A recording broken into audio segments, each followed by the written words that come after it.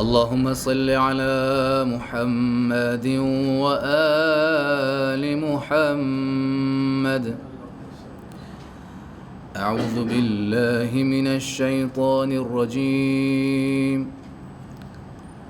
بسم الله الرحمن الرحيم. وقلنا من بعده لبني إسرائيل اسكنوا الأرض فإذا جاء وعد الآخرة جئنا بكم لفيفا. شروع اللہ کے نام سے جو بڑا مہربان نہایت رحم کرنے والا ہے.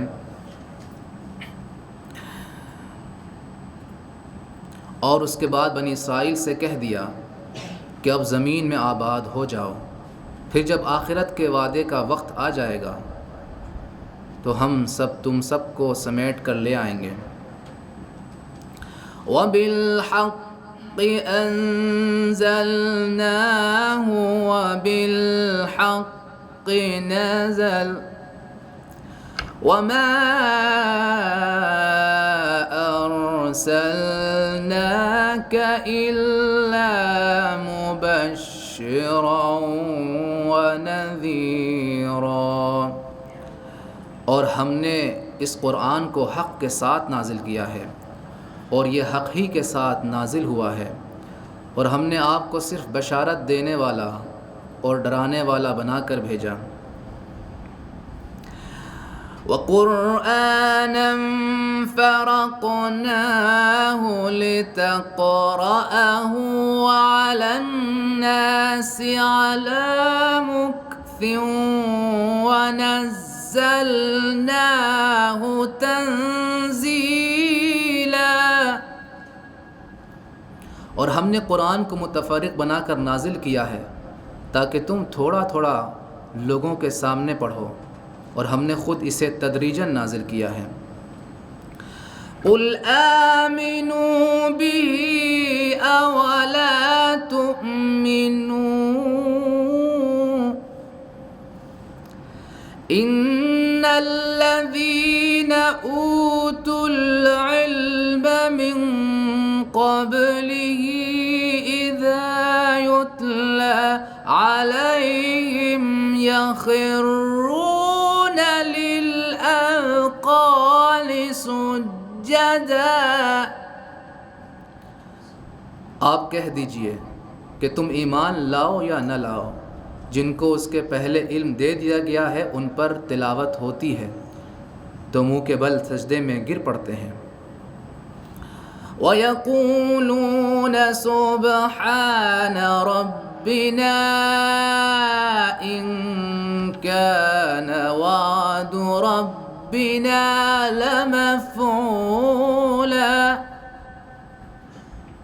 اور کہتے ہیں کہ ہمارا رب پاک و پاکیزہ ہے اور اس کا وعدہ یقیناً پورا ہونے والا ہے. وَيَخِرُّونَ لِلْأَذْقَانِ يَبْكُونَ وَيَزِيدُهُمْ خُشُوعًا. اور وہ منہ کے بل گر پڑتے ہیں، روتے ہیں، اور وہ قرآن ان کے خشوع میں اضافہ کر دیتا ہے. قُلِ ادْعُوا اللَّهَ أَوِ ادْعُوا الرَّحْمَنَ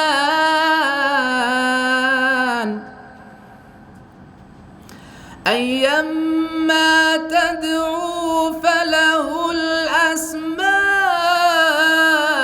الْحُسْنَى وَلَا تَجْهَرْ بِصَلَاتِكَ وَلَا تُخَافِتْ بِهَا وَابْتَغِ بَيْنَ ذَلِكَ سَبِيلًا. آپ کہہ دیجئے کہ اللہ کہہ کر پکارو یا رحمان کہہ کر پکارو، جس طرح بھی پکارو گے اس کے تمام نام بہترین ہیں.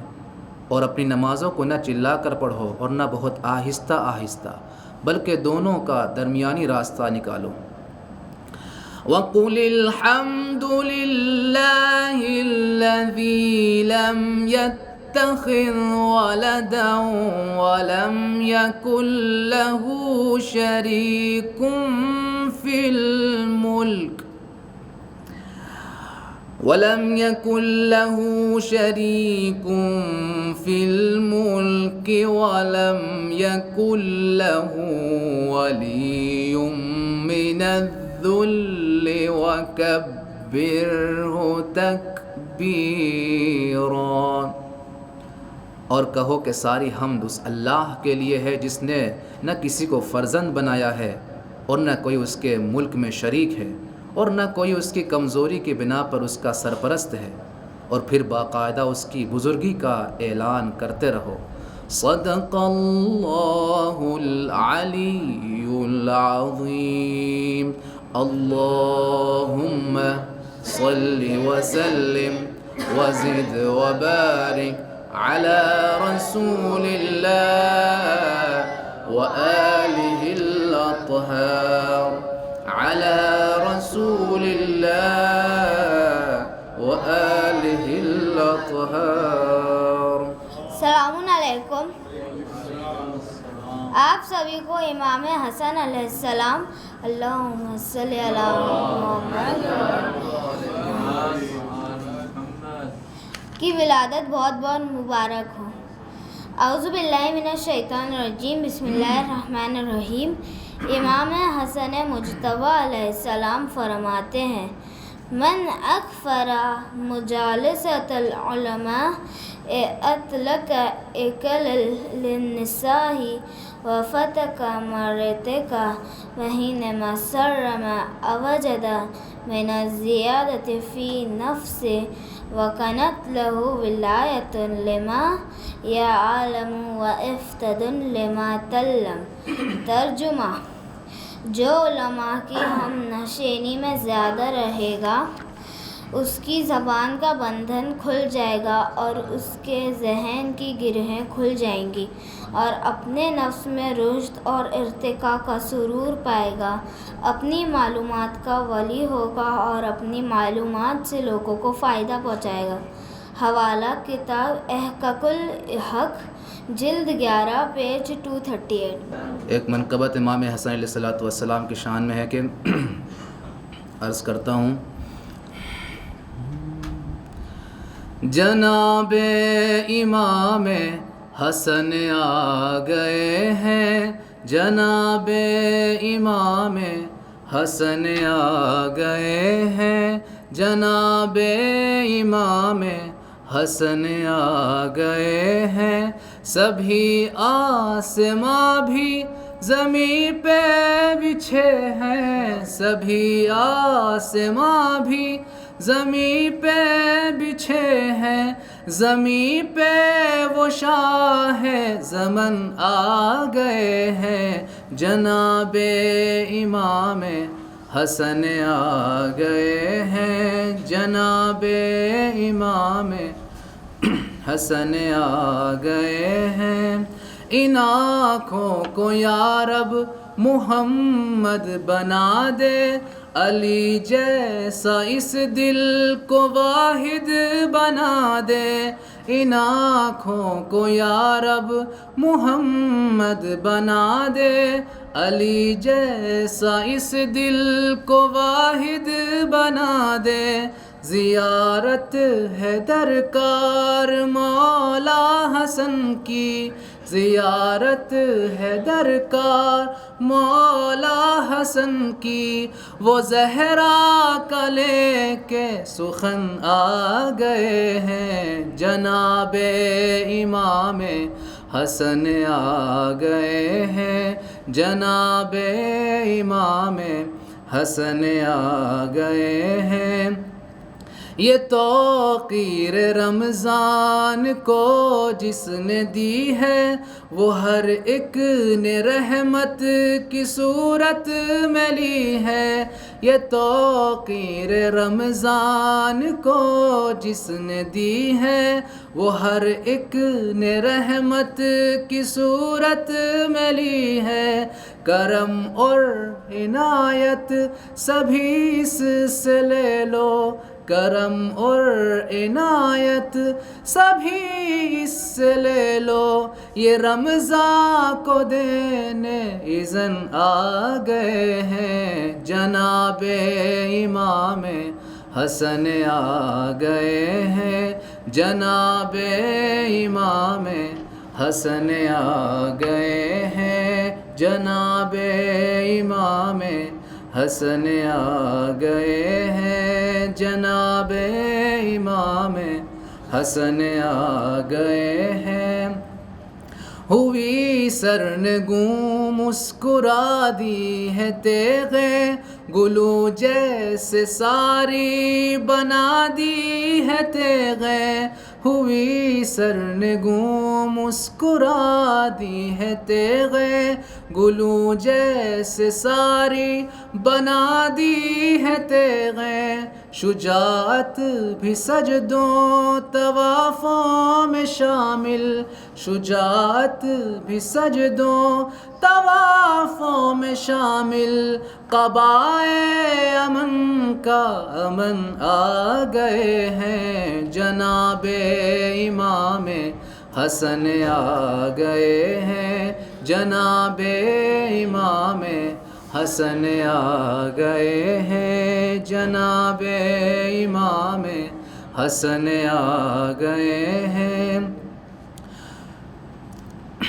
غیور ہے مہکتی کائنات جھومتی ہے، رقصاں درود بھی ہے صلوات جھومتی ہے، غیور ہے مہکتی کائنات جھومتی ہے، رقصاں درود بھی ہے صلوات جھومتی ہے، قبا قوسین تحت الثری مہکی مہکی، قبا قوسین تحت الثری مہکی مہکی، وہ ایک ذات میں ہی چمن آ گئے ہیں، جناب امام حسن آ گئے ہیں، جناب امام حسن آ گئے ہیں، جناب امام حسن آ گئے ہیں۔ افوض امری الی اللہ ان اللہ بصیر بالعباد لا حول ولا قوة الا باللہ العلی العظیم۔ اعوذ باللہ من الشیطان الرجیم، بسم اللہ الرحمن الرحیم، الحمد للہ رب العالمین، والصلاة والسلام علی اشرف الانبیاء والمرسلین، خاتم النبیین رحمت للعالمین ابی القاسم محمد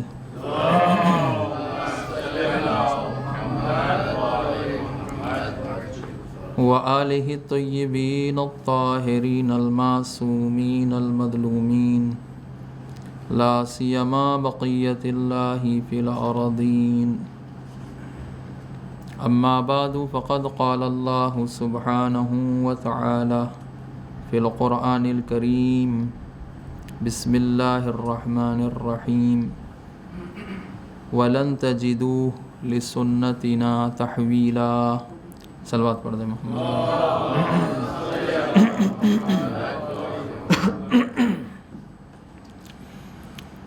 سب سے پہلے ولادت باسعادت امام حسن مجتبیٰ علیہ السلام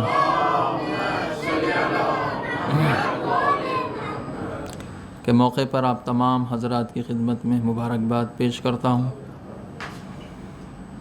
اور خدا کی بارگاہ میں دعا گو ہوں کہ ہم سب امام حسن مجتبیٰ کی سیرت کو سمجھیں اور اس پر عمل کرنے کی کوشش کریں۔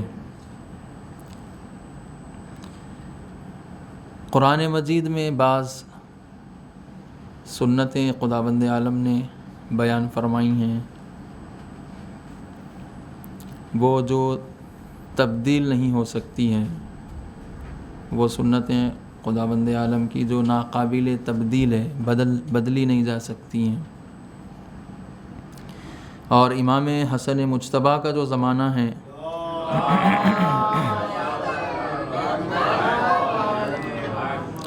یہ وہ اہم ترین زمانہ ہے جس نے تاریخ کا رخ، تاریخ کا دھارا بدل دیا ہے، اور یہ بہت ہی توجہ طلب دور ہے امامت کا. عصر امامت امام حسن، 10 سال آپ کا عہد امامت، جس میں سے 6 ماہ یا 7 ماہ آپ کا دور حکومت بھی رہا، اور آپ کا دور امیر المومنین کے دور سے اور امام حسین کے دور سے متصل رہا.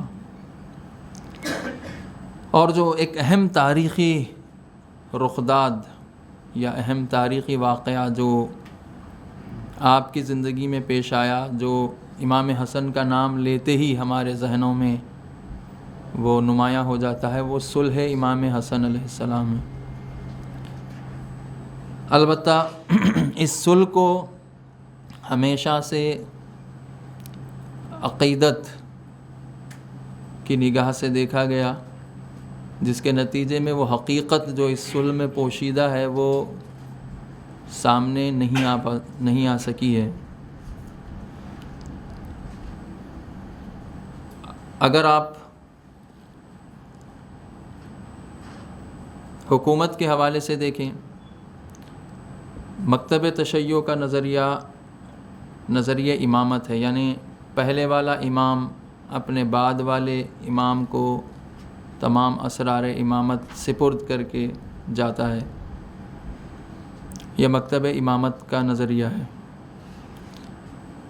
جو تشیع یعنی پیروان اہل بیت، جو مکتب اہل بیت کو فالو کرتے ہیں، اور ایک مکتب خلافت ہے جس کا اپنا ان کے پاس معیار ہے کہ جس کے تحت خلیفہ منتخب ہوتا ہے.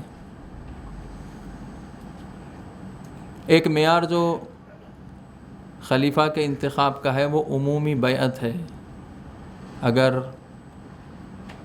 تمام مسلمین یا مسلمانوں کی اکثریت آ کر کسی شخصیت کے ہاتھ پر بیعت کر لے، ان کی حکومت کو تسلیم کر لے، تو وہ خلیفہ جو ہے اس کے ہاتھ میں حکومت آ جاتی ہے، اور وہ خلیفہ واجب الاطاعت ہو جاتا ہے. یہ کرائیٹیریا مکتب خلافت کا ہے کہ عمومی بیعت ہو جائے، مسلمانوں کی اکثریت آ کر کسی شخصیت پر جمع ہو جائیں، ان کی حکومت کو تسلیم کر لیں. اور شروع سے یہ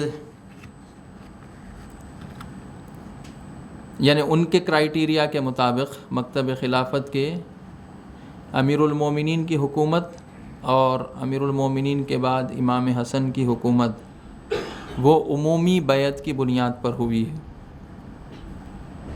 یعنی عوام کی بڑی تعداد، ایک بڑی اکثریت نے آ کر آپ کی حکومت کو تسلیم کر لیا اور آپ کی بیعت کر لی. لیکن معمولاً ہوتا یہ ہے کہ مکتب خلافت اور مکتب امامت میں اختلاف بہت کم ہے، ان کا اشتراک زیادہ ہے. اختلاف یعنی وہ تنازع، ڈفرینسز کم ہیں، کامن پوائنٹس اور سملیرٹیز زیادہ ہے. لیکن چونکہ اختلاف میں شدت ہے تو لہٰذا اختلاف نظر آتا ہے، وہ اشتراک والی چیزیں نظر نہیں آتی، نہ ان کو بڑھاوا دیا جاتا ہے. اشتراک والی چیزیں، کامن چیزوں کو پس پش ڈال کر اختلاف کو نمایاں کر کے سامنے رکھ دیتے ہیں. اور مکتب خلافت کا جو کرائیٹیریا ہے، اس کرائیٹیریا کے مطابق بھی امیر المومنین اور امام حسن علیہ السلام کی حکومت جو ہے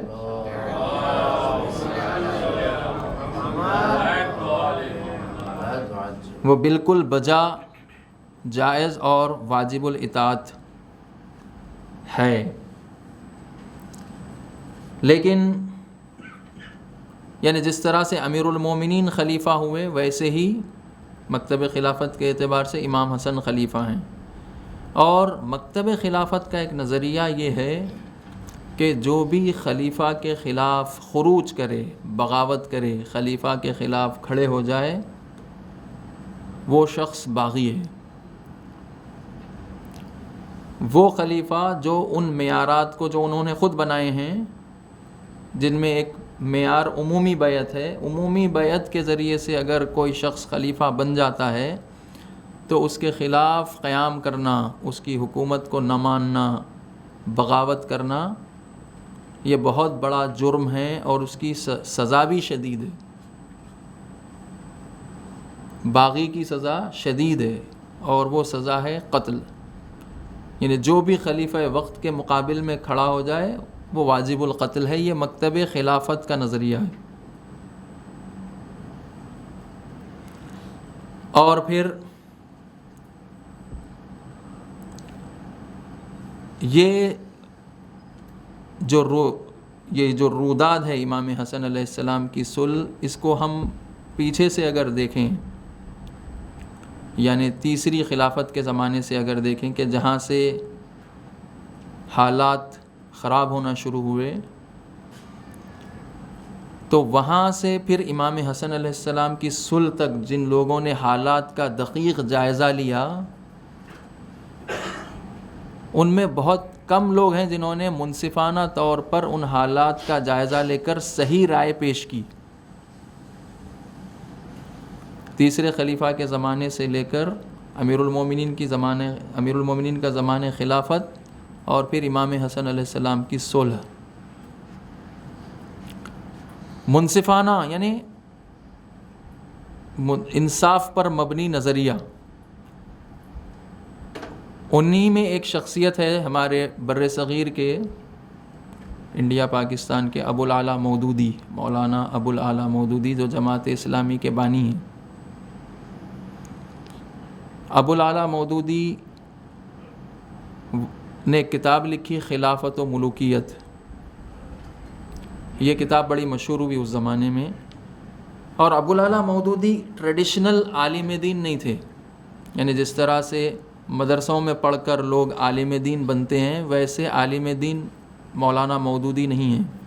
انہوں نے اپنے ذاتی مطالعے کی بنیاد پر علم حاصل کیا اور ایک نظریہ بھی انہوں نے ڈیولپ کیا. وہ سیاسی اسلام کا نظریہ ہے.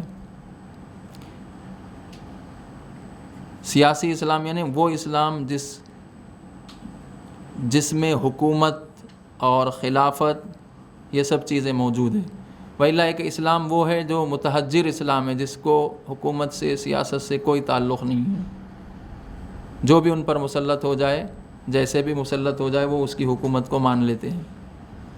اور ابو الاعلیٰ مودودی وہ شخص ہے جنہوں نے انقلاب اسلامی ایران کی اس طرف سے، انڈیا پاکستان کی طرف سے سب سے پہلے حمایت کی. اور جب امام خمینی رحمۃ اللہ علیہ پیرس میں تھے اور کوئی ملک آپ کو آنے کی اجازت نہیں دے رہا تھا، اس وقت ابو الاعلیٰ مودودی نے امام خمینی کو لیٹر لکھا تھا کہ آپ پاکستان آ جائیں، ہم آپ کا استقبال کریں گے. اگر وہ ٹریڈیشنل عالم دین ہوتے تو کبھی بھی ان سے یہ نظریات جو سامنے آئے ہیں، وہ نظریات کبھی سامنے آ ہی نہیں سکتے تھے، کیونکہ وہ ٹریڈیشنل جو لوگ مدرسوں میں پڑھے ہوتے ہیں، استاد جیسا ہوتا ہے شاگرد ویسے ہی ہوتا ہے، اس کا ٹرو کاپی ہوتا ہے. استاد اگر خانخواہی مزاج کا ہے، شاگرد خانخواہی مزاج کا ہوتا ہے. استاد متعصب ہے، شاگرد متعصب. اور معمولاً ایسے ہی ہے، جو دیکھنے میں آتا ہے، جو مدارس سے فارغ ہوتے ہیں وہ ٹریڈیشنل ہوتے ہیں، وہ اس لکیر کے فقیر، جتنا بتلا دیا گیا اس سے آگے ہی نہیں بڑھتے، اور تعصب ان میں شدید ہوتا ہے، فکر ان کی آزاد نہیں ہوتی. گرچہ دیوبند مکتب کے فالوور تھے مولانا مودودی، لیکن ان کی اپنی فکر، آزاد فکر، جو سیاسی اسلام کو انہوں نے پیش کیا. اور خلافت و ملوکیت میں انہوں نے کوشش کی کہ صحیح نظریے، منصفانہ نظریے کو بیان کرے. یعنی یہ جو حالات تیسری خلافت سے شروع ہوئے، تیسرے خلیفہ کے قتل، پھر امیر المومنین کی خلافت کے زمانے میں جو شورشیں ہوئی، آپ کے خلاف جو بغاوت ہوئی وہ بغاوتیں، اور پھر امام حسن علیہ السلام کی صلح، اس زمانے کو انہوں نے بہت ہی محتاط طریقے سے، بڑی ہی احتیاط کے ساتھ، سنبھل کے، پھونک کے قدم رکھ کے انہوں نے پیش کیا۔ اس کے باوجود بھی جب وہ کتاب منظر عام پر آئی تو پھر ان کی تکفیر کی گئی، ان کو کافر قرار دیا گیا، ان کی کتاب کے خلاف کتابیں لکھی گئیں جواب میں۔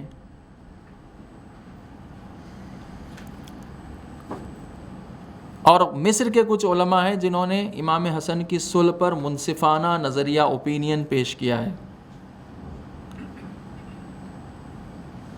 اور پھر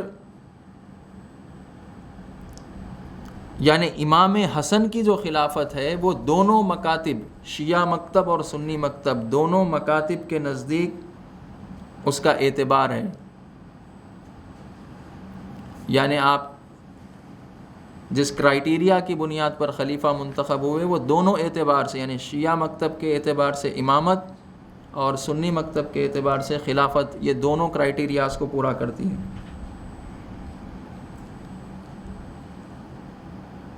آپ کے زمانے میں جو آپ کو صلح کرنی پڑی اس کا تعلق امیر المومنین کے زمانے خلافت سے جا کر ملتا ہے، کیونکہ امام حسن کو جو زمانہ فیس کرنا پڑا، امام حسن کو جو حالات کا سامنا کرنا پڑا وہ امیر المومنین کے زمانے سے ہی شروع ہو چکے تھے۔ 3 بغاوتیں امیر المومنین کے خلاف ہوئیں، 3 بغاوتیں،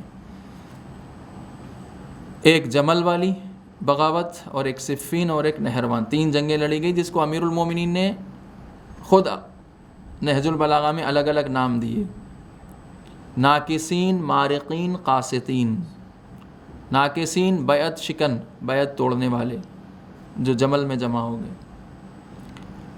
مارقین خوارج جو نہروان میں جمع ہوئے، قاسطین اہل شام جو صفین میں جمع ہوئے۔ ان تینوں نے بغاوت کی، اور مکتب خلافت کا یہ کہنا ہے کہ جو بھی خلیفہ کے خلاف بغاوت کرے وہ خارج از دین ہے اور اس کی سزا قتل ہے۔ انہی کے کرائیٹیریا کے مطابق، انہی کے معیار کے مطابق بغاوتیں 3 عدد ہوئیں، لیکن خوارج کہتے ہیں 1 کو فقط، 1 طبقے کو خوارج کہتے ہیں۔ اور وہ خوارج بھی وہ ہے جو صفین سے اختلاف کر کے چلے گئے، جو جنگ صفین میں حضرت کے لشکر میں شامل تھے، حضرت کے لشکر سے اختلاف کر کے الگ ہو گئے، ان کو خوارج کہتے ہیں۔ یعنی خلیفہ کے خلاف بغاوت کرنے والے خوارج ہیں، خارج از دین ہیں۔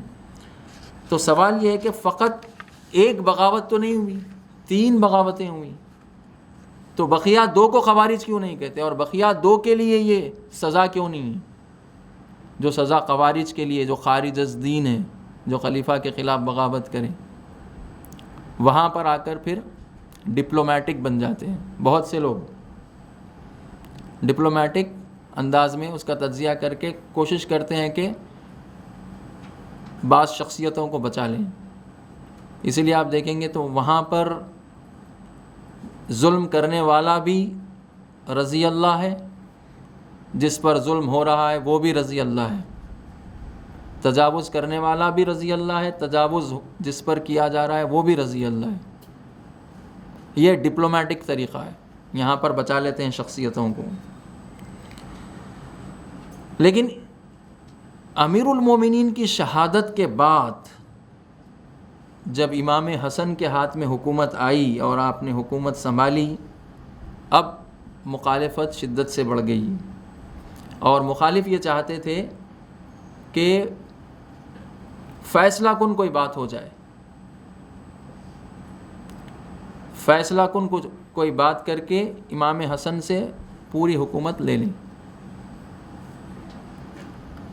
یہ جو سنتوں کی بات میں نے شروع میں کی، وَلَا تَجِدُوا لِسُنَّتِنَا تَحْوِيلًا، کہ ہماری سنتوں میں کوئی تبدیلی نہیں آ سکتی، یہ رسول اللہ کو خطاب ہو رہا ہے کہ دیکھیں آپ سے پہلے بھی اے رسول آپ سے پہلے بھی جو سنتیں حاکم تھیں معاشروں میں، وہ قوانین جس کے ذریعے سے لوگوں کو اقتدار ملتا ہے، لوگوں سے اقتدار چھینا جاتا ہے اور مختلف چیزیں، وہ قوانین آپ سے پہلے بھی وہی تھے، آپ کے دور میں بھی وہی ہے، آپ کے بعد بھی وہی ہے۔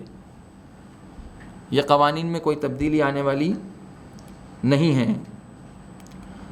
تو صلح جو جن حالات میں صلح ہوئی وہ کن قوانین کے مطابق صلح کا واقعہ پیش آیا اور کس فریق نے کون سے قانون کو اپنایا تو یہ صلح ہوئی؟ امام حسن نے کس قانون کے تحت صلح کی؟ امام حسن کے لشکر نے کس قانون کے تحت صلح کو قبول کر لی؟ اور امام حسن کے دشمنوں نے کس قانون کے تحت آپ کے ساتھ صلح کی؟ تو اس کے لیے یہ ایک تاریخی واقعہ ہے، لیکن اس تاریخی واقعے کو سمجھنے کے لیے منطق سنن کو سمجھنا ضروری ہے۔ منطق کہتے ہیں صحیح سوچنے کا جو طریقہ، وہ علم جو انسان کو صحیح سوچنے کا طریقہ بتاتا ہے، جس کو انگریزی میں لاجک کہتے ہیں۔ صحیح سوچنے کا طریقہ، جیسے گفتگو کے آداب ہے، جو ہم گفتگو کرتے ہیں یا جو لکھتے ہیں وہ کچھ قواعد کے تحت ہے، بولتے بھی ہیں قواعد کے تحت۔ معمولاً ہم جو بول چال کی زبان ہماری قواعد کے تحت نہیں ہوتی، وہ کسی گرامر کے تابع نہیں ہوتی۔ ہماری جو بول چال کی زبان ہے اصولاً ہونا یہ چاہیے کہ ہماری زبان قواعد کے تابع ہو، گرامر کے تابع ہو۔ جس طرح سے بات کرنے کے لیے بات کرنے کے طریقے اور آداب اور قواعد ہیں، ویسے ہی سوچنے کے بھی طریقے ہیں۔ سوچنے کے طریقے کو کہتے ہیں منطق۔ اور واقعات جو تاریخ میں رونما ہوئے ہیں ان واقعات سے صحیح نتیجہ لینے کے لیے اس منطق سنن کو سمجھنا ضروری ہے جو قرآن نے بیان کیے ہیں۔ منطق سنن،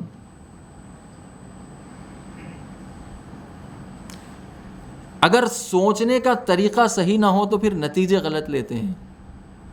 اگر ہمارے سوچنے کا طریقہ صحیح نہ ہو، صحیح ڈھنگ سے نہ سوچیں، اور سوچنا کس میں ہے؟ ہر آدمی کو سوچنے کی ضرورت ہے۔ کاروباری آدمی ہے، اس کو بھی سوچنے کا ایک طریقہ چاہیے۔ گھریلو زندگی ہے، اس میں بھی سوچنے کا ایک طریقہ چاہیے۔ تعلیمی شعبہ ہے، اس میں بھی سوچنے کا ایک طریقہ ہے۔ سیاست ہے، اس میں بھی سوچنے کا ایک طریقہ ہے، لاجک ہے۔ تو لہٰذا ان سنن کو اگر فالو کر لیا جائے تو پھر نتیجے صحیح لے سکتے ہیں۔ اگر ان سنن یعنی وہی سنتیں، وہ طریقے جو قرآن نے بتلائے ہیں، وہ قانون، وہ ضابطہ، جس ضابطے کے تحت ہم کسی واقعے کو دیکھتے ہیں، پرکھتے ہیں۔ معمولاً جو امام حسن کی صلح ہے اس کو ہم عقیدت کی نگاہ سے دیکھتے ہیں، اور عقیدت کی نگاہ میں امام حسن کی صلح کو بھی ہم سمجھتے ہیں کہ یہ باعث افتخار ہے، جبکہ امام حسن نے کبھی صلح پر افتخار نہیں کیا۔ یہ بات قابل غور ہے کہ امام حسن نے صلح پر افتخار نہیں کیا کہ میں نے صلح کر کے بہت فخر آپ کر رہے ہوں مدینہ واپس آ کر یا کوفہ واپس آ کر، بلکہ آپ نے صلح کے بعد آ کر خطبہ دیا، جس خطبے میں بیان کیا کہ مجھے صلح کیوں کرنی پڑی۔ اس کا مطلب یہ کہ آپ صلح کرنا نہیں چاہ رہے تھے، صلح آپ کی مرضی کے خلاف تھی، آپ صلح کے لیے نکلے ہی نہیں تھے۔ 19 ماہ رمضان کو حضرت علی کو ضربت لگی اور 21 ماہ رمضان سن 40 ہجری میں آپ کی شہادت واقع ہو گئی، اور اسی دن 21 ہی رمضان کو 40,000 لوگوں نے امام حسن کے ہاتھ پر بیعت کر کے حکومت آپ کے حوالے کر دی، اور مختلف بلاد میں، مختلف شہروں میں، ان شہروں کے والیوں کے پاس جا کر امام حسن کی بیعت لوگوں نے کی اور آپ کو حاکم اور خلیفہ کے طور پر تسلیم کر لیا۔ اور اسی دن 21 ماہ مبارک رمضان کو جس دن شہادت ہوئی، تمام تر غم اور اندوہ کے باوجود بھی امام حسن نے یہ اعلان فرما دیا کہ میں اپنے بابا کی راہ کو جاری رکھوں گا اور وہ لوگ جنہوں نے بغاوت کیا ان کے خلاف جنگ کروں گا. پہلے ہی دن آپ نے یہ اعلان فرما دیا کہ میں ان لوگوں کے خلاف جنگ کروں گا جو بابا کے زمانے میں جو جنگ ادھوری تھی، یعنی فیصلہ کن مرحلے میں نہیں پہنچی تھی، جنگ صفین، اب میں اس جنگ کو فیصلہ کن مرحلے میں لے جاؤں گا. اس کے لیے آپ نے ایک لشکر ترتیب دیا اور تقریباً 1.5 مہینے تک لشکر کی ترتیب میں لگے رہے. یہ امیر المومنین کی شہادت کے بعد.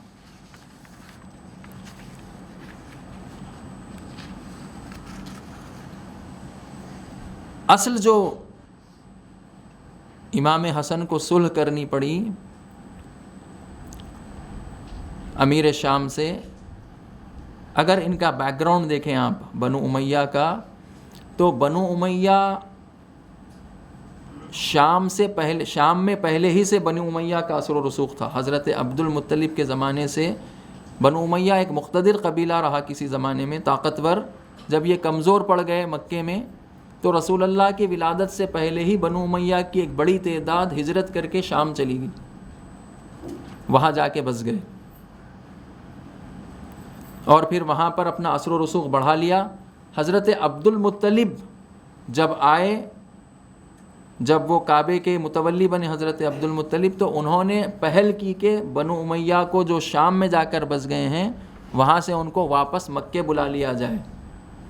اسی لیے ان کو حضرت عبد المطلب کے بارے میں یہ ہے کہ کریم عرب، جیسا امام حسن کو کریم اہل بیت کہتے ہیں، حضرت عبد المطلب کو کریم العرب کہتے ہیں. کریم عرب، سب سے بزرگوار شخصیت جو بنی امیہ کو لے آئے مکے میں کہ تم یہیں کے ساکن ہیں، یہاں پہلے رہتے تھے، یہیں پر رہو. پھر دھیرے دھیرے یہ بنو امیہ کی شاخیں بڑھیں اور رسول اللہ کی ولادت ہوئی تو کئی دور ان کے اوپر آئے. پہلا دور ان کا، یہ بڑے طاقتور تھے بنی امیہ. اس کے بعد رسول اللہ کی ولادت کے بعد اور رسول اللہ کی بعثت کے بعد اور ہجرت کے بعد یہ کافی کمزور پڑ گئے. طاقتور دور، کمزوری کا دور. پھر ایک زمانہ فتح مکہ کا وہ آیا کہ یہ مجرم قرار پائے کہ رسول اللہ نے ان کو طلقاء کہہ کر آزاد کر دیا. مجرم، تم مجرم ہو لیکن تم کو ہم آزاد کرتے ہیں. طلقاء، انتم الطلقاء، تم لوگ آزاد ہو. پھر دوبارہ رسول اللہ کی ہجرت اور وفات کے بعد پہلی خلافت اور دوسری خلافت میں دھیرے دھیرے یہ اپنے قدم جمانے لگے اور تیسری خلافت کے آتے آتے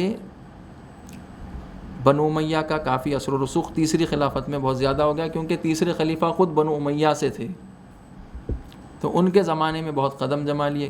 خاص طور پر مروان ابن حکم، جو اس زمانے میں وزیر اعظم کی حیثیت تھی مروان ابن حکم کی، جس نے کافی جڑیں بنی امیہ کی پھیلا دی.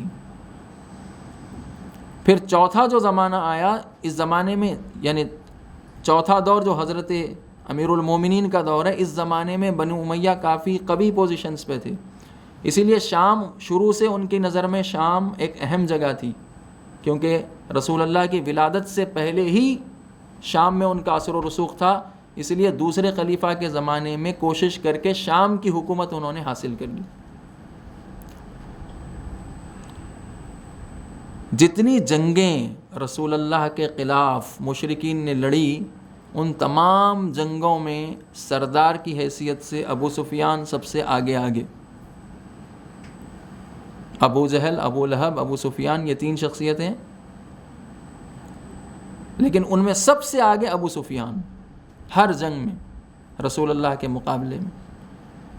پھر جب فتح مکہ ہوا تو ابو سفیان کو رسول اللہ نے معاف کر دیا، لیکن تب بھی صحابہ رسول اللہ سے بہت چڑھتے تھے. خاص طور پر خلیفہ اول اور دوم کے بارے میں ملتا ہے کہ وہ ابو سفیان کو سلام نہیں کرتے تھے، جس کی شکایت ابو سفیان رسول اللہ کے پاس لے گیا اور کہا کہ آپ کے صحابہ ہمیں عزت کی نگاہ سے نہیں دیکھتے.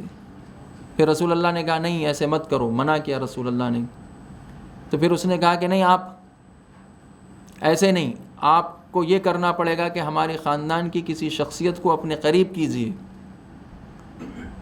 اپنے ساتھ رکھیے تاکہ آپ کے ساتھ رہنے کے نتیجے میں ہماری عزت بڑھ جائے.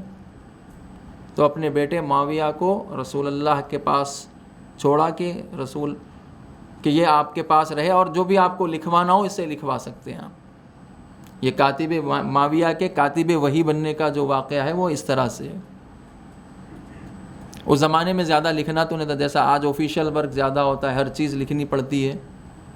اس زمانے میں زیادہ لکھنا نہیں تھا, صرف قریب کرنا ہے رسول اللہ سے تاکہ وہ جو کھوئی ہوئی عزت اور وہ جو کھویا ہوا دبدبا مکے میں ان کا تھا وہ دوبارہ مکے میں حاصل ہو جائے, ان کو مدینے میں حاصل ہو جائے. اس طرح سے اپنے اثر و رسوخ کو بڑھاتے بڑھاتے دوسری خلافت کے زمانے میں کسی طرح انہوں نے حکومت حاصل کر لی شام کی, جس کے لیے دوسرے خلیفہ بعد میں بڑے پشیمان ہوئے کہ میں نے کیوں ان کے حوالے یہ حکومت کر دی. اور پھر وہ جو کرپشن انہوں نے کیا حکومت میں آ کے, جیسے ہی امیر المومنین کا دور آیا تو پہلا کام امیر المومنین نے یہ کیا کہ جہاں جہاں بنو امیہ تھے ان کو عہدوں سے ہٹانا شروع کر دیا, کیونکہ بغیر استحقاق کے بغیر کسی وجہ کے ان کو وہاں پہ محض بنو امیہ کی ہونے کی وجہ سے ان کو وہاں بٹھلا دیا گیا تھا. امیر المومنین نے ان سب کو عزل کر دیا, معزول کر دیا, یعنی ان سے ان کے پوسٹ چھین لیے. اور بنو امیہ جب آئے تو انہوں نے ایک کام یہ کیا کہ انہوں نے انصار کو سائیڈ لائن کر دیا تھا. انصار جب مہاجر ہجرت کر کے مکے سے مدینہ پہنچے تو انصار نے مہاجرین کی مدد کی, مکے سے آنے والوں کے لیے گھر فراہم کیے, ان کے لیے کاروبار فراہم کیے, تمام تر مدد انصار نے کی. لیکن تیسری خلافت میں انصار بالکل نیگلیکٹ ہو گئے تھے, بالکل اگنور ہو گئے تھے, بالکل سائیڈ لائن ہو گئے تھے. تو امیر المومنین نے جب بنو امیہ سے ان کے عہدے چھینے تو پھر انصار کو وہاں پر اپوائنٹ کرنا شروع کر دیا, اور بہت ضروری بھی تھا کیونکہ انہوں نے قربانیاں دی تھی انصار نے, اور ان کو نیگلیکٹ کیا جا رہا تھا ایک بڑے عرصے سے. اور پھر جب یہ عمل شروع ہوا عزل کرنے کا, عہدے واپس لینے کا, تو شام میں امیر شام پیچھے ہٹنے سے انکار کر دیا امیر شام نے کہ نہیں میں حکومت پہ باقی رہوں گا. یہ بغاوت. اور پھر امیر المومنین کے ساتھ وہ جنگ. تو یہ پورا پس منظر ہے بنو امیہ کا, جو وہ اقتدار میں کس طرح سے آئے. اور پھر جب تک امیر المومنین تھے ان کی جرأتیں اتنی بڑھی ہوئی نہیں تھی, کیونکہ امیر المومنین ایک وزین شخصیت تھی کہ ان کے مقابلے میں, کیونکہ امیر المومنین کے سابقے سے بھی واقف تھے, وہ امیر المومنین کی جنگیں بھی دیکھے ہوئے تھے, لہٰذا اس طرح سے امیر المومنین کے مقابلے میں نہیں آ سکے. اب جب امیر المومنین کی شہادت واقع ہو گئی ماہ مبارک رمضان 40 ہجری میں, تو پھر انہوں نے اب یہ سوچ لیا کہ اب فیصلہ کن مرحلے میں, یعنی پوری حکومت کو ایک طرف کر لیا جائے, پوری حکومت چھین. اب جو اب شام میں جو ان کی حکومت ہے, شام سے حکومت کو پھیلا کر پوری بلاد اسلامیہ جہاں جہاں اسلامی حکومت اور اسلامی سلطنت ہے اس پر پوری حکومت پر قبضہ کر لیا جائے. اس کے لیے جو چال انہوں نے چلی اس کو قرآن جن لفظوں میں یاد کرتا ہے, جس قانون کو, جس سنت کو, اس قانون کا نام ہے استفزاز. استفزاز, الف سین تے فے زے الف زے, استفزاز. استفزاز کس کو کہتے ہیں, اس کو سمجھیے. کسی بھی وزنی چیز کو ہلکا کر دینا, تاکہ اس کو اپنی جگہ سے ہٹا سکیں. کوئی چیز وزن ہے، مثلا ایک تھیلا ہے جو وزن ہے، آپ اس کو ہٹانا چاہتے ہیں لیکن وزن کی وجہ سے وہ تھیلے کو آپ ہٹا نہیں سکتے ہیں، تو کیا کرتے ہیں؟ اس کے وزن کو ہلکا کر دیتے ہیں. اس وزن کو ہلکا کر دیں تاکہ وہ چیز آسانی سے ہٹا دی جائے یا خود بخود ہٹ جائے. جیسے ایک پلاسٹک کی تھیلی ہے، تھیلی میں وزن ہے، اب آپ یہ تھیلی کو ہٹانا چاہتے ہیں، آپ اس میں سے وزن نکال لیجئے، ایک ہوا کا جھونکا اس تھیلی کو لے کے اڑ جائے گا، آپ کو ہٹانے کی بھی ضرورت نہیں ہے. اور یہ کام انہوں نے رسول اللہ کے زمانے میں بھی کیا، استفزاز. اور اصل یہ کام شیطان کا ہے، استفزاز. وستفزز، اللہ نے شیطان کو کہا وستفزز، لوگوں کو بہکانے کے لیے ایک حربہ جو شیطان کا ہے وہ استفزاز ہے.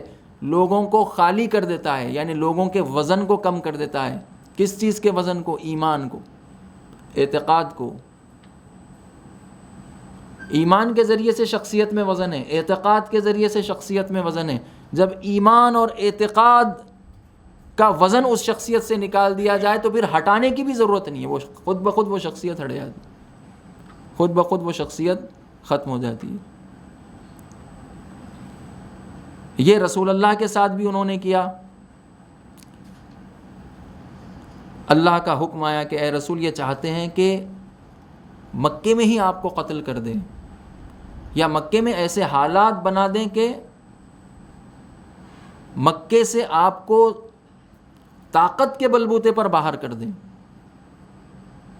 زور لگا کر مکے سے آپ کو نکال دیں یا پھر مکے میں آپ کو قتل کر دیں. قتل کرنے کی ہمت اس لیے نہیں ہوئی کیونکہ وہ زمانہ قبائلی زمانہ تھا، قبائلی طرز کی زندگی. قبائل میں ہوتا، قبیلے کی زندگی میں ہوتا یہ ہے کہ اپنے بھائی کی مدد کرو چاہے وہ ظالم ہو یا مظلوم ہو، یہ فارمولا ہے. اپنے بھائی کی مدد کرو چاہے وہ ظالم ہو یا مظلوم ہو. اگر ایک قبیلے کے خلاف اگر کوئی ایک آدمی اٹھتا ہے تو یہ قبیلہ فقط اس ایک آدمی سے نہیں لڑتا، پورے قبیلے سے لڑتا ہے. قبیلوں کی جنگ ہوتی ہے. ایک آدمی، کسی ایک فرد نے دوسرے قبیلے کے فرد کو قتل اگر کر دیا یا کسی بھی طرح کا نقصان پہنچایا تو اس ایک فرد کو سزا نہیں دی جاتی بلکہ پورے قبیلے کو سزا دی جاتی ہے اور پورے قبیلوں میں جنگ ہوتی ہے. اور وہی چیز جو 2002 میں ہم نے گجرات میں دیکھا. اگر اس گودھرا واقعے کو ہم صحیح مان لیں کہ نہیں اس کو مسلمانوں نے ہی کیا تو اس کی سزا پورے گجرات کے مسلمانوں کو دی گئی.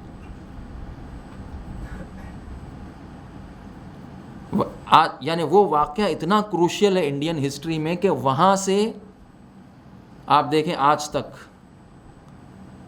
آج جو ہندوستانی سیاست کا جو نقشہ بنا ہوا ہے وہ 2002 سے پہلے کھینچا گیا ہے. یہ اچانک یہ رونما ہونے والی چیز نہیں ہے. کوئی بھی چیز اس طرح اچانک نہیں ہوتی کبھی بھی. اس کے لیے کام بہت پہلے سے کرنا پڑتا ہے. ویسے ہی صلح امام حسن یا سید الشہداء کی شہادت یہ کوئی اچانک رونما ہونے والے واقعات نہیں ہے. اس کے پیچھے کئی سال سے کام ہو رہا ہے. تو استفزاز، رسول اللہ کا استفزاز کرنا چاہا تو رسول اللہ کو اللہ کا حکم ہوا کہ آپ اپنی مرضی سے خود مکے کو چھوڑ دیجئے، مکہ چھوڑ کر آپ چلے جائیے، کیونکہ یہ آپ کو قتل کرنا چاہتے ہیں. قتل اس لیے نہیں کر سکے کیونکہ قبائلی نظام تھا. اگر قتل کرتے رسول اللہ کا پورا قبیلہ ان کے مقابل میں آ جاتا تو پھر مقابلہ کرنا مشکل ہو جاتا. اسی لیے جب قتل کرنے آئے بھی تھے تو ہر قبیلے سے ایک فرد کا انتخاب کر کے لائے تھے کہ اگر بنو ہاشم لڑنا بھی چاہیں تو ان تمام قبیلوں سے نہ لڑ سکے، کیونکہ ایک قبیلے کے آدمی نے قتل نہیں کیا، کئی قبیلوں کے آدمی مل کر آئے تھے قتل کرنے کے لیے رسول اللہ کو. تو لہٰذا بدلہ لینا چاہیں بنی ہاشم رسول اللہ کے قتل کا تو کوئی ایک قبیلے سے بدلہ نہ لے سکیں بلکہ سارے قبیلوں سے لڑنا پڑے، جو کہ مشکل تھا اس زمانے میں. اس لیے اس سے پہلے ہی اللہ نے انتظام کر لیا کہ اس سے پہلے کہ یہ آپ کو قتل کریں یا آپ کو زبردستی مدینے سے مکے سے نکال دیں، آپ خود مکہ چھوڑ کر چلے جائیے۔ تو رسول اللہ کا استفزاز نہیں ہو سکا۔ پھر امیر المومنین کا استفزاز کرنا چاہا، وہ بھی بڑی وزین شخصیت تھی، نہیں کر سکے۔ امام حسن کا جو استفزاز کرنا چاہا، امام حسن کا بھی استفزاز نہیں کر سکے، لیکن وہ لوگ جو امام حسن کے حامی اور ناصر تھے، وہی لشکر جو امیر المومنین کا لشکر تھا، آپ کی شہادت کے بعد امام حسن کا لشکر بن گیا، اس لشکر میں استفزاز پیدا کرنے میں بنو امیہ کامیاب ہو گئے۔ امام حسن کو اپنے موقف سے نہیں ہٹا سکے، لیکن امام حسن کے لشکر کو اپنے موقف سے ہٹانے میں کامیاب ہو گئے۔ امام حسن کے جو کمانڈر، سب سے بڑے کمانڈر تھے عبید اللہ ابن عباس، ان کے سامنے انہوں نے 3 چیزیں پیش کی، ایک پیسہ، دوسرے خوبصورت عورت، تیسرے پوسٹ، عہدہ۔ امام حسن نے جب جنگ کا ارادہ کیا تو ایک دستے کو پہلے ہی شام کی طرف بھیج دیا تاکہ تمام اسلامی علاقوں سے لشکر کو جمع کر کے ایک بڑا لشکر ترتیب دے کے شام کے مقابلے میں جا کر جنگ کریں۔ لیکن جب پہلا یہ دستہ گیا تو امیر شام کے جاسوس عبید اللہ ابن عباس کے پاس آئے، اور عبید اللہ ابن عباس کون؟ جو امیر المومنین کے زمانے میں گورنر رہ چکے ہیں، عبداللہ ابن عباس کے بھائی۔ ان سے کہا گیا کہ آپ کو اتنے درہم، اتنے دینار، اتنے لاکھ دینار آپ کو دیے جائیں گے، اور شام کی خوبصورت لڑکی سے آپ کی شادی کروا دی جائے گی، اور شام کے لشکر کا کمانڈر ان چیف آپ کو بنا دیا جائے گا اگر آپ امام حسن کو چھوڑ دیں۔ اور انہوں نے چھوڑ دیا۔ اس طرف یہ لشکر کو توڑ دیا جاسوسوں نے، پھر امام حسن اس طرف جو لشکر جمع کر رہے ہیں یہاں پر بھی جاسوس آ گئے لشکر کو توڑنے کے لیے۔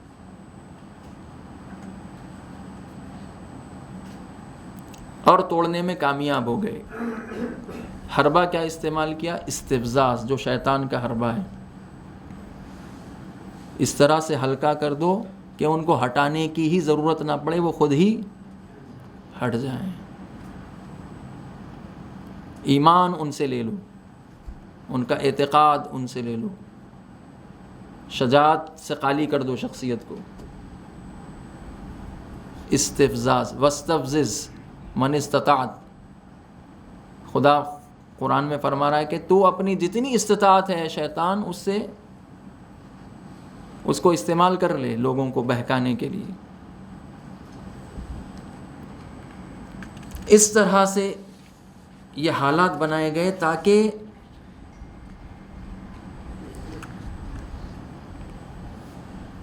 حکومت کو امام حسن سے لے لیا جائے۔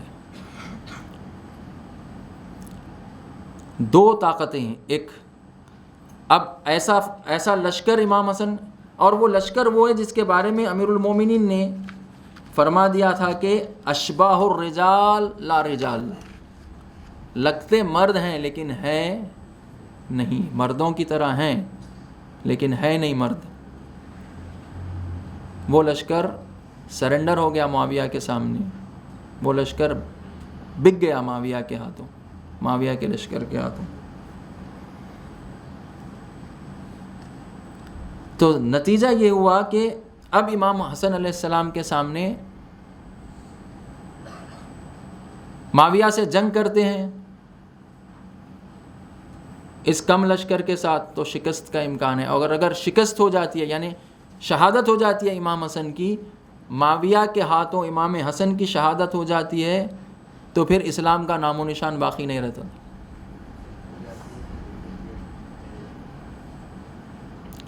اور دوسری طرف امام حسن کے وہ ساتھی ہیں جو امام حسن کو چاہتے ہیں کہ امام حسن کے ہاتھ کو رسیوں میں باندھ کر معاویہ کے حوالے کر کے معاویہ سے کچھ پیسے لے لیں۔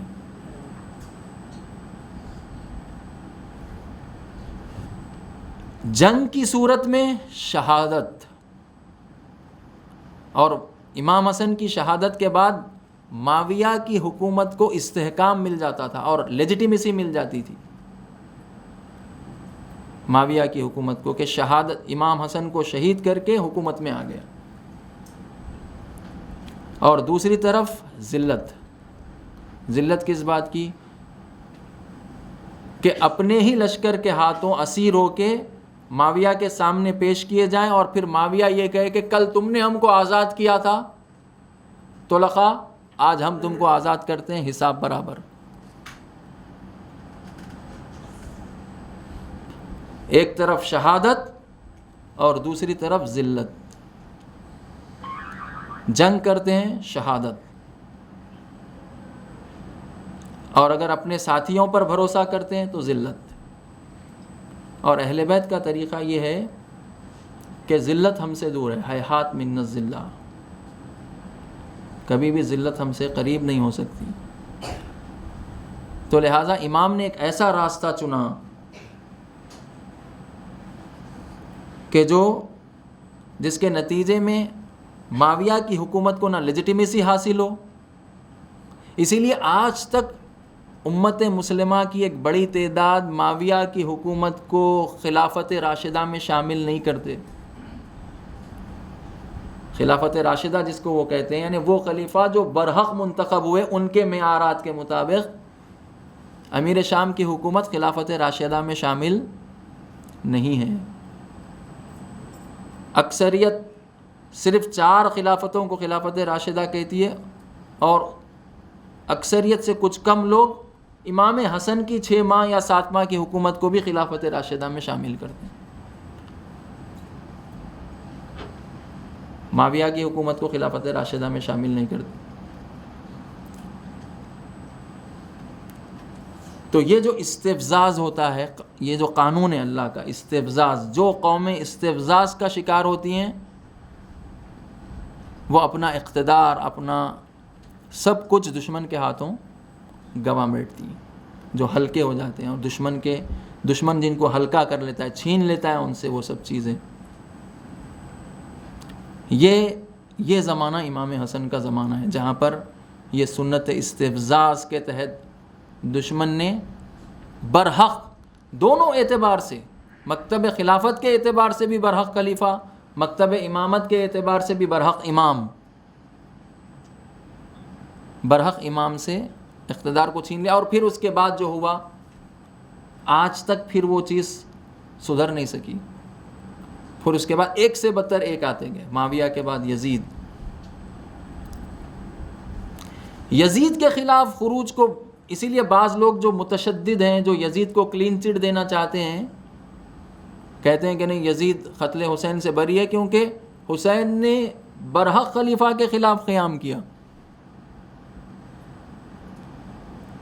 یہ البتہ کم لوگ ہیں ایسے. وہ بنی امیہ سے جو سلسلہ چلا، یعنی بنی امیہ کے طرفدار جو اپنی حکومتوں کو بچانا چاہتے ہیں، آج جیسے آل سعود ہیں، آل سعود اپنی حکومت کو بچانے کے لیے، کیونکہ ان کی حکومت کرپٹ ہے اور غلط بنیادوں پر قائم ہے، اپنی حکومت کو بچانے کے لیے کہتے ہیں کہ نہیں، یزید کی حکومت برحق تھی، ہم کو یزید پر لعنت نہیں پڑنی چاہیے. اور یزید کے خلاف قیام برعکس غلط تھا، سید الشہداء کا قیام غلط تھا. جبکہ ایک بڑی تعداد اہل سنت کی یہ کہتی ہے کہ نہیں، یزید کی حکومت جائز نہیں تھی. جو کرائیٹیریا خود ان کے پاس بنا ہوا ہے حکومت اور خلافت دینے کا، اس کرائیٹیریا پر بیسڈ نہیں تھی یزید کی حکومت. اسی لیے قیام امام حسین علیہ السلام کو ایک بڑی تعداد، بلکہ قریب بقاطع اکثریت اہل سنت کی اس کو ضروری سمجھتے ہیں، قیام امام حسین کی تائید کرتے ہیں، اور یزید کی حکومت کو باطل. اور یزید ایک بڑی تعداد کے نزدیک اہل سنت کی یزید کا کفر ثابت ہے. تو وہ جو دراڑ اور وہ جو انحراف امام حسن علیہ السلام کے زمانے میں آیا، پھر وہ آج تک سیدھا نہیں ہو سکا. آج بھی جو بھی طاقت کے بلبوتے پہ جو کرائیٹیریا خود ان کا ہے، اس کرائیٹیریا کو فالو کرے بغیر اقتدار میں آ جاتا ہے، اس کو خلیفہ برحق مان لیتے ہیں. آل سعود طاقت کے بنیاد پر قتل و غارت کر کے آج آ گئے، اب دھیرے دھیرے آل سعود کی حقیقتیں امت مسلمہ پر واضح ہو رہی ہیں. وہ بھی بعض لوگوں پر، اکثریت اب بھی آل سعود کو برحق سمجھ رہی ہے محمد بن سلمان کے آنے کے بعد اور اس کی جو اسلام دشمن پالیسیوں کے بعد. لیکن ایک بڑی تعداد کی آنکھیں کھل گئی ہیں کہ آل سعود جو ہے ان کی حکومت اللیجیٹمیٹ ہے، غیر قانونی ہے، خود انہی کے بنائے ہوئے قوانین کے اعتبار سے. تو لوگوں کا اقتدار میں آنا اور اقتدار چھینا جانا یہ استفزاز سے ممکن ہے. شخصیتوں سے وہ چھین لیا جائے، ان کا وزن کم کر دیا جائے تاکہ وہ خود ہی وہاں سے ہٹ جائیں جہاں پہ ان کو ہونا چاہیے. تو امام حسن مجتبیٰ علیہ الصلاۃ والسلام نہ آپ نے معاویہ کی پالیسی کو کامیاب ہونے دیا، نہ کوفیوں کی پالیسی. معاویہ کی پالیسی شہادت، شہید کر کے حکومت پر قبضہ کر کے پوری طرح لیجیٹیمیسی حاصل کر لیں، اور کوفیوں کی پالیسی یہ تھی کہ معاویہ کے حوالے کر کے کچھ پیسے لے لیں اور پھر معاویہ آپ کو پھر آزاد کر کے کہے کہ حساب برابر. تو یہ الہی نمائندے، چاہے وہ امام حسن کی صلح ہو یا امام حسین کی جنگ ہو، الہی نمائندے ہمیشہ وہی کام کرتے ہیں جو خدا پسند، یعنی اللہ کی مرضی جس میں ہوتی ہے. امام حسین کی جنگ میں اللہ کی مرضی شامل تھی، امام حسین نے جنگ کی یزید کے خلاف، اور امام حسن کی صلح میں اللہ کی مرضی شامل تھی کہ نہ اس طرح سے شہادت ہو کہ معاویہ کی حکومت کو استحکام مل جائے، اور نہ اس طرح سے اسیروں کہ جس میں ذلت کا شکار ہو. تو یہ استفزاز کا جو قانون ہے یہ ہر دور میں رہا ہے. آج دیکھ لیں، آج ہماری شخصیتوں کو استفزاز کا شکار کر کے آج یہ طاغوتی نظام کی تائید میں بڑی شخصیتیں آ گئی. ان کو اندر سے ہلکا کر کے، ان کے وزن کو، ان کے ایمان کو ختم کر کے آج طاغوتی نظام کی تائید میں یہ سنت استفزاز جب بھی رہا ہے، سنت استفزاز جب بھی آئی ہے، حق مغلوب ہو جاتا ہے وقتی طور پر حق کو مغلوب. لیکن اللہ کا یہ قانون ہے کہ حق غالب آ کر رہے گا. وقتی طور پر حق ہم کو مغلوب نظر آ رہا ہے، لیکن اللہ کا یہ قانون ہے کہ یہ حق ایک دن غالب آ کر رہے گا. تو امام حسن علیہ السلام کی صلح جو ہے وہ صلح نہیں تھی جس پر آپ افتخار کریں، نہ آپ نے افتخار کیا، بلکہ وہ صلح استفزاز کا شکار ہوئی. امت حاضر نہیں ہے میدان میں، اور جب بھی امت امام کا ساتھ چھوڑ دے، امام کو اس طرح سے صلح کرنی پڑتی ہے جو وہ خود چاہ نہیں رہے ہیں. آپ تو جنگ کرنا چاہ رہے ہیں لیکن امت آمادہ نہیں ہے، جس کے نتیجے میں امام جو جنگ کرنے کے لیے نکلے تھے صلح کر کے واپس ہوئے، اور آپ نے کبھی اس پر افتخار نہیں کیا کہ میں نے صلح کیا. تو اب ہم کو یہ طے کرنا ہے امام کی سیرت کے نتیجے میں کہ ہم کو وہ امت بننا ہے کہ جو میدان چھوڑ نہ دے، امام کو تنہا نہ چھوڑے اپنے زمانے میں. والسلام علیکم ورحمۃ اللہ وبرکاتہ.